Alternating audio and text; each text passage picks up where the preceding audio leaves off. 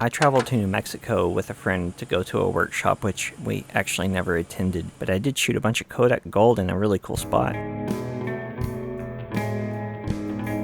If you can believe it, it's faster to drive to New Mexico from California than it is from where I live in Texas, which is exactly what I did with Penelope, except for when we got to New Mexico, let's just say things did not go as planned, and we wound up not attending a workshop, but going to White Sands instead. Long story, but this is a story about seizing the moment and about the value of experiences. And if you stick around, you'll see that value doesn't always include taking pictures. This is also a story about Kodak Gold, as I shot about 4 rolls here. Not my greatest moment of shoot less, but how many times have I been to White Sands in my life? This was the first. So White Sands, if you somehow don't know, is this amazing national park in New Mexico full of these incredible sand dunes. It's just like, I'm assuming miles and miles of this. Not far from it is a missile and weapons testing range, so you can imagine it has a very interesting history. But the only shots going on here were on my Hasselblad and Nikon F3. Haha.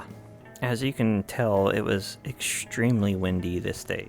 On the upside, as opposed to the typical association with sand dunes, it was incredibly pleasant temperature-wise. The sun was setting, there was just enough clouds to kind of flavor the sky, if you will.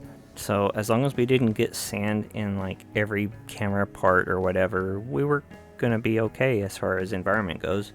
As you can tell, the sun varied strongly depending on where we were at. And here are some kind of atypical for me landscape photos, because how can you not when you're in a place that looks like another planet, right? Of course, my main objective was to get at least a handful of portraits, and thankfully Penelope was there to oblige.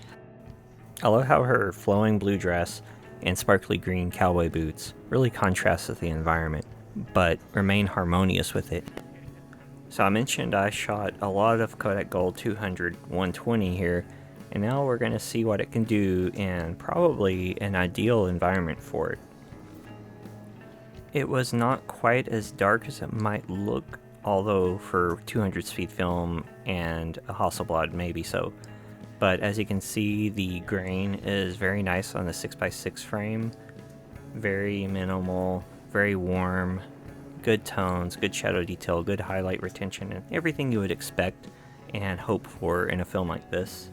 And I have to say I was super pleased, although I did, as you'll see in a few minutes, try a roll of Ektar 100, which provides an interesting companion to Kodak Gold. The one thing that might have helped here is to shoot Portra 400, but, or 800 even, because of the lower light. But then again, that just introduces different things, and I just, for some reason, do not have very good luck with Portra 400, even though this is really like its wheelhouse. But as far as gold goes, I have 0 complaints so far. It exposes well. It definitely has more grain than Portra's, except for Portra 800. So overall, a great choice, even if you have options. So aside from the wind, the other major challenge here was that there were a ton of people around, as you might expect in a national park that looks this cool, and in a spot that's accessible from a parking lot that was only a very short walk away.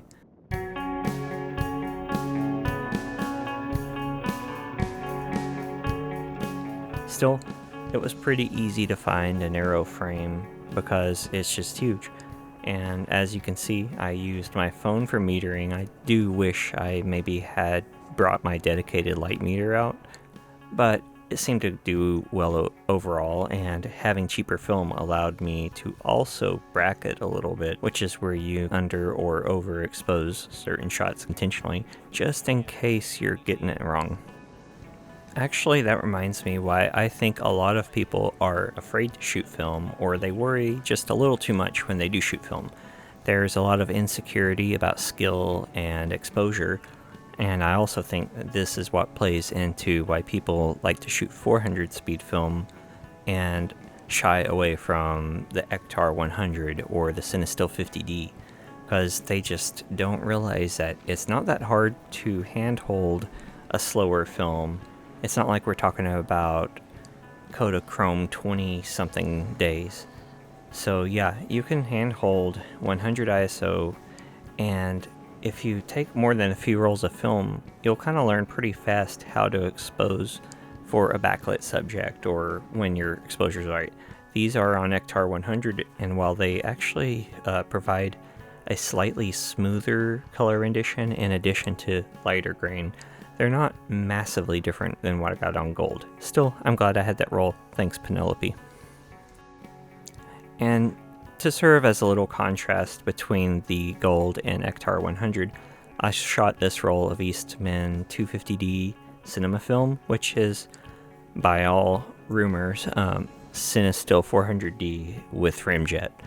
So, to give you a little idea what you might get out of that, this is easily my favorite color film at the moment, and getting it in medium format is a huge and exciting thing for me. And I mean that as medium format without sprocket holes or trimmed down. Those little things do add up and make a difference, and sometimes they can be worth the cost. But back to the shoot, I decided to use the wind to my advantage and had Penelope facing into it, walking into the sunset, which honestly made the story element of these photos fall together naturally, even as you'll see in a few moments, even with the crowds in the background. And Penelope just dug in and really enjoyed this visit to White Sands. It was pretty great after a very grueling drive, and the photo experience here was really special and even cooler than I thought it would be. I knew this would be interesting and that I'd really enjoy the landscape here, but I never quite grasped exactly what it would be like. And also, while you're having fun, it can help to have a little fun. She hasn't developed this photo yet, I don't think, but if she likes it and wants to share it, I might try to post this on Instagram, or the opposite side of this on Instagram along with this shot. Jamie M Photo on Instagram if you want to follow me there. And before my ultimate takeaway, I'd like to take a closer look at a handful of photos I just haven't put on this yet, but I love a lot. This is on Ektar and Gold 200, but these in particular really captured a lot of what I like about these photos, especially this one where I used the crowd as my background and the footsteps in there as story elements. So you can go in with some preconceived notions, but also play off of the environment and create something new and unexpected. And speaking of unexpected, a big takeaway I had from this actually happened after I put away my camera, which is, as you can see, as the park was closing and people were leaving in droves. We still had at least 30 minutes before the park was officially closed. It was just getting dark, and I guess everyone else was done since the sun had mostly set, and we were left with the entire dune to ourselves, which was super awesome, like my patrons listed here. How's that for a transition? You can join for as little as $1 a month. Anyway, the link is in the description. And we had a super cool time just enjoying the empty dune as the sun set. The weather was pleasant, the light was beautiful, the wind wasn't even that bad, and it was just a really nice way to cap the spontaneous trip to White Sands.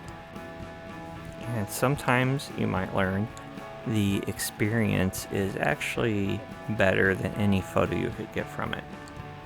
You might try to do both a little bit, but don't be afraid to put the camera down too and just live a little and make some memories. You can kind of do both, you know. And to think, if we had just given up on that day as a major disappointment, we would have missed all of this. It can be really good to take a deep breath, even if there's disappointment, and then just see what else you can get out of it. So I've got to say, sometimes you just have to take what you get and run with it.